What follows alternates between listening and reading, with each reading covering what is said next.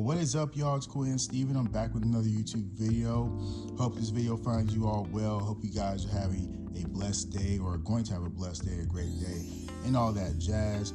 Now, I know I said this is Quinn Steve's Wild World Sports Volume 7, as you see in the title, but this is pretty much going to be an NBA-centric version of the Wild World of Sports, as there's a lot going on. You know, you got events that just happened, and then you have events that are about to happen in terms of the trade deadline, the All-Star break, and things of that sort. So we're going to get into all that in this video here. So, of course, the All-Star reserves were announced last week, and of course, week before that, the starters were announced. Of course, the game will be February 15th, next Sunday, on NBC and Peacock, starting at 5 p.m. Eastern from the Intuit Dome, the new Clippers Stadium there in Inglewood, California. And as you see, there's reserves. And they had to choose these a different kind of way this year, obviously, because of the whole USA versus world thing that they're trying to do. But yet, at the same time, they're still doing the 7 slots from the West, 7 slots from the East thing. I'll get to that in a second. But anyway, the All-Star reserves, we got Denny Avdija of the Blazers. And then you got Devin Booker, you got KD, Anthony Edwards, Chet Holmgren, and then you got Jamal Murray, and of course extending his All-Star game record for most All-Star games played in. I believe this is his 22nd All-Star game, that of course being LeBron James of the LA Lakers. And then of course, as you see out east, you got Scotty Barnes, you have Jalen Johnson, Donovan Mitchell's in there, Norman Powell. Then you got Jalen Duren, of course, of the Pistons, the big man, Karl-Anthony Towns of the Knicks, and then Pascal Siakam of the Indiana Pacers. Now, again, because of this whole new format that they're trying to push, this USA versus world thing, you know, they had to choose reserves, they had to choose in a certain kind of way. So you had to make sure that you had enough world, quote-unquote, guys or international players to be able to fill the team. This is why you get, even though they're putting up all-star numbers, so shout out to them, this is why you're getting a Denny Avdija of a Blazers team that's, I believe, 10th, 9th, 10th in the West right now. And then you get Pascal Siakam, who might be on the worst team in the league, in the Pacers this year. Even though he's putting up all-star numbers, and he's more of an established name at this point. He's been a multiple-time all-star. He's been a champion. Still, there's that controversy there of, hey, wait a minute. For years, we said that, you know, records do count when choosing all-stars. This is why you'll see guys who are second options, third options on the team averaging 16 points a game. They'll get chosen to the all-star game because their team is so good. And this is also why, on the flip side, you'll see guys averaging 26 points a game, but they're not getting considered for all-star game play because their team is terrible. So all those things are taken into account, but now all of a sudden we just push all those things aside. And that's a big part of the problem that a lot of people are having with this new format. So that's other people's gripe about the All-Star game, but mine is more along the lines of something of, you know, it just feels like the NBA has been putting lipstick on pigs, so to speak, when it comes to the All-Star game, of doing all these different things. They don't really seem to be listening to what the fans want as far as change is concerned when it comes to the All-Star game. They're kind of making these different changes just to try to show that, you know, hey, look at us, we're doing something, but we're not incorporating what it is the fans want. So in this case, they keep changing the format. They've been doing it since, I believe, 2018. Yes, 2018, last time it was in LA. They've been doing this whole thing where at first it was, you know, you do the whole playground style. You get the captains, the leading vote getters from both conferences, and then they choose a mismatch of Western and Eastern guys to fill out their rosters, which sounds like a cool concept, but it wasn't executed that well because of the main problem, which is players really aren't playing hard as they used to. And of course, when you say play hard, nobody's asking them to, you know, for it to be a knockout, drag-out thing, as if it's Game 7 of the finals, or play like they did back in the day when it was more physical. But, you know, you see guys working out in the summer, you know, and they're going harder than they do in the All-Star games. You know, so they tried that. Then you have this whole thing last year where you have these three teams. I guess you got these older guys, and like the younger guys, and the guys in the middle, and then the fourth team was supposed to be the Rising Stars team that won that previous Friday. It was supposed to be like a little tournament. They're going to play to a certain number. They're only going to play one quarter. 6 guys on a team.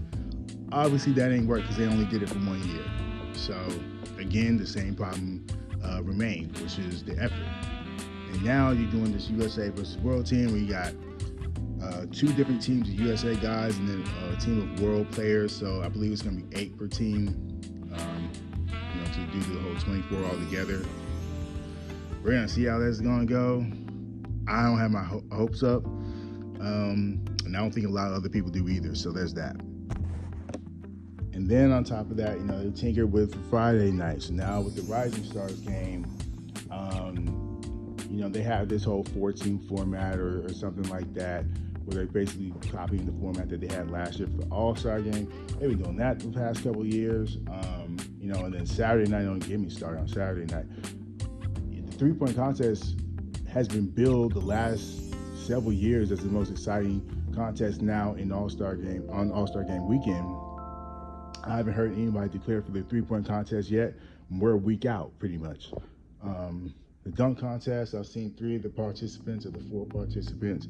Mac McClung, who's won it, I believe, 3 years in a row now, even though he's a G Leaguer. He's already came out and said he's not defending his championship. So it's going to be, 4 new guys. I think 2 of them are centers, and then you got like a young guy from the Spurs, I believe, that nobody really knows. It's already sounding like that's going to be uninspiring. Side note, I've never really been a fan of big men in the dunk contest. There's a couple who've done well, but there's only so much the bigger guys can do. I like seeing the medium-sized, the wing-sized players and then the small guys in the dunk contest. I feel like they can do more creatively, but there's that. So that's what we're getting for the dunk contest. They mess with the skills challenge. I don't like what they're doing with the skills challenge now. They're supposed to do some other event in between. I have no idea what that's going to be this year, because frankly, I don't think they know either. So I don't know. It's just a whole slew of things going wrong with All-Star Weekend because they made all these unnecessary changes. Like I said, it's like proverbially speaking, putting lipstick on a pig, but it's still pig. You still got that problem. So I say personally, can you just please go back to East and West for the All-Star game? You're already voting East and West anyway, even when you're doing the captain stuff, we did the stuff last year with the 4 teams, now with the USA versus World stuff. Either way it goes, you're still voting East versus West. You're still voting 5 starters, 7 reserves from each conference. Can we please just go back to that? I already did my video on the slam dunk contest. I mentioned in the last Wild Boy Sports video, as well as I believe I did a short on it as well, or made one into a short. So check out my video on that. But essentially, creatively, they're bankrupt, and they don't want, no stars really want to do it like that. So until the attitude changes on that, slam dunk contest pretty much dead on its feet, if you ask me. So there's that. And then 3-point contest, that's the one that the stars want to do, so I guess we'll get it. There's a bunch of names in to do that. Again, skills challenge is messed up, the Grizzlies sophomore game is messed up. Like, it's just a totally different vibe now around All-Star Weekend. It's such a shame because it was my favorite growing up, and it was the same for a lot of you, I'm sure, as well. Between the NBA Jam sessions, they used to have the special on Saturday mornings for like the kids. They would do like a kids rally, stay in school rally or something like that. And they would have celebrities come out. They would have all-stars come out and speak to the kids. It was such a spectacle, and it's just not what it used to be anymore. It's just a shame. So before we get into the trades that have happened, let's go ahead and take a quick look at the standings. And from last time we saw them, it's pretty much been mostly the same teams at or around the top for most of the regular season. With a couple of changes in the East, especially. You look at the Boston Celtics. Got out to not that great of a start, but they've really rounded into shape as being the team that they've been the past couple of years. Super formidable. Joe Mazzulla's on the short list for Coach of the Year. You have Jaylen Brown's been playing like an MVP candidate, and then now they just made a trade for Nikola Vucevic, good big man from the Bulls. Very productive on offense when it comes to points and rebounds, and so that's really going to help the Celtics out in that regard. And how about that other team that's sitting at number 10? Of course, now still have a losing record and this and that, but the Charlotte Hornets. How about the Charlotte Hornets being the hottest team in the NBA? Who would have thought? They're on an 8-game winning streak. They're high octane, up tempo offense. They have a bunch of guys that are averaging double figures in scoring, and they just added Kobe White from the Chicago Bulls on top of that, who's a hometown kid, I believe. So that's going to add even more firepower to the bench. Of course, with LaMelo and Tom Knuckle from Duke. You got Miles Bridges, Brandon Miller. They're really balling at a high level right now. Charles Barkley called it a couple weeks ago, and some of the other guys on the panel were laughing. I don't think they're laughing at this point. This is looking like a playoff team. They are beating some impressive teams on the way too. It's not like they're just beating up on the Wizards and the Jazz. You know what I'm saying? So very impressive what's going on in Charlotte, and they're a young team, so I expect them to not lose gas and to keep it up at this point. So I like what I'm seeing with the Hornets. Yeah, other than that, for keeping it real, the East has mostly looked the same as it has since the start of the regular season. The Pistons have been on cruise control in the East. They've started hot and they remain hot. The Raptors are holding serve. They remain strong. The Cavs and the Knicks still kind of, by the time the Cavs are playing a little bit better. And of course, with the acquisition they just made, I expect them to look a lot better, at least in the regular season. And then, of course, you got the Philadelphia 76ers, Orlando Magic, the Hawks, the Heat, the usual suspects, kind of in that lower rung of the Eastern Conference playoff picture. So that's the East. As far as the Western Conference goes, it's really been the same song and dance. Oklahoma City's been at the top all year. It's funny, they've kind of petered out just a bit from that white-hot start that they had, and yet they still have the best record in the league. They're still defending champions. And so they got that top spot. Really, that top 6, I kind of expect to stay the same. It's been the same all year, right? The Spurs, the Nuggets, the Rockets, the Lakers, and the Timberwolves. In some sort of order, I expect that to be the 6. And then, of course, you got those teams in that 7-10 run. Of course, the Clippers, even though they made some huge moves, they're still, hanging on. In that 7-10 run, they've been white hot pretty much since they let go of Chris Paul. And then, of course, you got the Suns, you got the Warriors still hanging on, even though Jimmy Butler's out for the year with the ACL tear. And then you got the Portland Trail Blazers, just one of those young teams that have more talent than you think that they have. And Thiago Splitter's done a really good job coaching those guys up so far. And honestly, if you look at any team in the West outside that run, the only one I see really making a push like that are the Dallas Mavericks. We'll have to see when Kyrie comes back. He probably won't be back till I think March or April at the earliest. And then they just made a big move trade-wise, so we'll see how that affects them as well. So yeah, that's the Western Conference, and now let's get into some of these trades that we just heard about. The trade deadline just passed the other day, and we had some big ones, as we kind of usually do, but I think this year we had more than normal. So of course, the first domino to fall was a little bit before the trade deadline. I covered it already. It was the Trae Young trade to the Washington Wizards. He is yet to suit up for them, but there's that. He's out with injury, and they just got another big name star in Anthony Davis. All right, he just got traded from the Mavericks, a team he just got to last year, of course, in the Luka trade. And he's already come out and said he's not playing for the Wizards this year. He's got a hand injury. He's got groin injury he's been dealing with for a while now, so he's going to shut it down for the remainder of the year. And it seems like the Wizards are just going to ride this year out and just kind of reload in the draft and try to make a run at it next year. Since they probably figured they're not getting any free agents or anything like that, they figured that's the way to go. So there's that.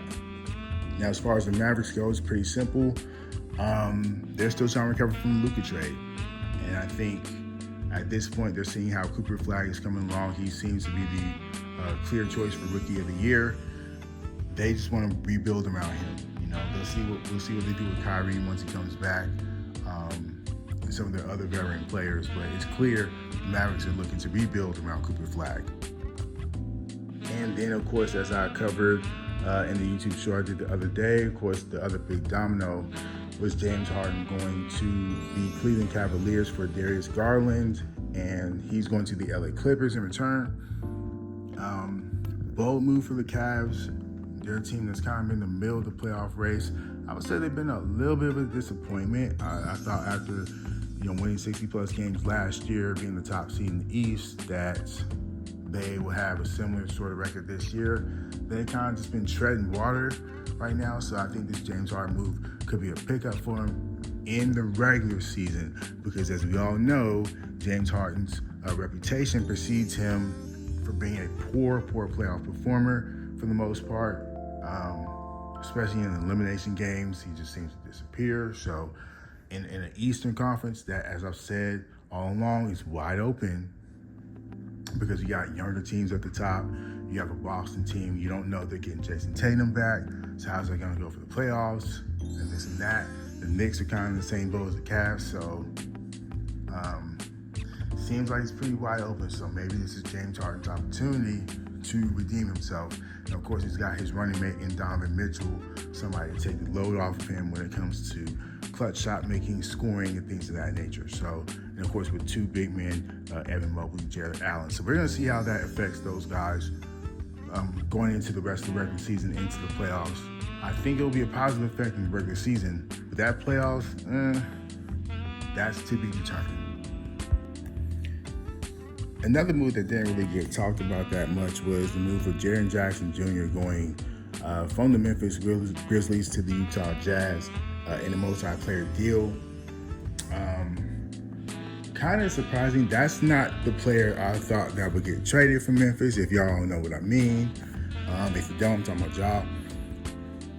But he stays put, and it's Jaren Jackson Jr. that goes. And, you look back a couple years ago, side note, it's crazy how quick the Grizzlies are kind of falling back to the pack. They were seen as the young up-and-coming team, the grit and grind team just a couple years ago. Kind of had adopted this bad boy kind of image and bad boy kind of attitude, right, with Ja Morant and Dillon Brooks, Desmond Bane, and of course Triple J up in the middle. But now you look, Dillon Brooks is gone. He's starting for the Suns. You got Desmond Bane doing his thing with the Magic. Now you got Triple J. He's going to Utah. So, and then Ja's there, but at this point, who knows how long that's going to last. Of course, he's seen overseas fighting with his teammates, among other things. It's just so much going on in Memphis. They let go of the head coach they had inexplicably in the middle of the year last year. That was crazy. So it just goes to show how quick some of these young teams in the NBA can fall by the wayside. So that really, at that point, you had to give props to OKC, because even though they had that young team, they still had the urgency of, hey, we got to win one now, and then we'll set ourselves up for the future after that. But you have to strike while the iron is hot. Memphis is good proof of that. You look at Sacramento, they're good proof of that as well. They were right there with Memphis, with the light the beam stuff with De'Aaron Fox. Now he's in San Antonio thriving. So, and then, the Kings are at the bottom of the conference. So it just shows how quick things can change in the NBA. Now, finally, I will say that there are some moves that weren't made that were kind of surprising to me. You look at the Pelicans, I'm a little bit surprised they didn't move Zion Williamson. Just given kind of the disappointment that they've had in New Orleans, it looks like another lost year for the Pelicans. So at this point, it's been 5 or 6 years of, will he play, won't he play? He's got some off the court stuff going on. Bit surprised they didn't move him, but there's that. Got the off season. We'll see what happens there. Same thing with the Grizzlies with Ja. I'm really surprised they didn't move him. I thought for sure he was a goner after the fight that he had with his teammate overseas. So he hasn't played in a minute. look at his numbers, their career low numbers are close to it. So it's obvious the chemistry isn't there anymore. The joy doesn't quite seem to be there with Ja like it used to be. So, of course, as I've said before, a lot of that team has moved on. So I'm pretty surprised. I'm really surprised, actually, they didn't move him. I thought for sure that move was going to happen. I'm also surprised when you looked at a team like the Sacramento Kings. They have a lot of veteran pieces that I think a lot of playoff teams would want, but most likely when it comes to those type of guys, is the thing that kind of repels teams and kind of holds them back from going after those guys are their contracts. Veteran guys, and they are getting paid a lot, want to keep getting paid more, and teams just aren't willing to do so. So that's probably the case with their guys. You look at Domantas Sabonis, DeMar DeRozan, Malik Monk, of course Russell Westbrook, and Zach LaVine. I'm sure those are guys who would love to be on a contender. It's clear that the Kings are not at this point. They're maybe the worst team in the West, one of the worst teams in the league. So I was surprised that they weren't sellers at the trade deadline. And then, of course, the big trade piece that I'm kind of surprised but kind of not surprised that he moved, of course, is Giannis Antetokounmpo of the Milwaukee Bucks. He's made some cryptic posts on Twitter X, rather, about some things that could be interpreted in many different ways. But I've also seen quotes where he has big upped the city of Milwaukee. He said, it's a city that, he's grown up in, his brothers have grown up in, essentially since coming over to America. And they've seen so many highs and lows with them. He's an international player, so they tend to have a bit more loyalty to certain spots. They have a bit more sentiment when it comes to things like that. They hold those things in high value, so they're a little bit less likely to go and move as opposed to American players, which I, side note, believe is one of the reasons why a lot of these GMs want to go after international stars, because of that reason. They don't mind playing in small markets. They don't mind being loyal to a team and giving it their all 100% of the time. So, and that's totally a guy like Giannis is, that's his MO. So, not that surprised that the Bucks didn't move off of him, but it's clear that they're a franchise that's stuck in the mud. They are, I believe, 11th or 12th in the East right now. They don't seem to be a playoff team. It seems like they'll shut him down for the rest of the year because he's having that calf problem, which, again, a lot of players, here we go with the Achilles stuff again. It starts off with the calf and then ends up they snap their Achilles. Now they're out for a long time. So it's probably best that they shut him down just for precautionary reasons. And then in the summertime, if he's healthy again, we'll see if these trade talks continue, which I think they will. There's a lot of big-name teams that are in the running to try to get Giannis and would love to have his services, of course. So there's that. So anyway, guys, that's what's happening in the world of sports, or at least the world of the NBA, as far as things are concerned. But thank you guys for being here and viewing this video as always. Have a great day. Like, share, comment, and subscribe as always. Y'all could be anywhere else in the world, but you're here with me, and I appreciate that. So until I catch you on the next one, Cool Hand Steve out.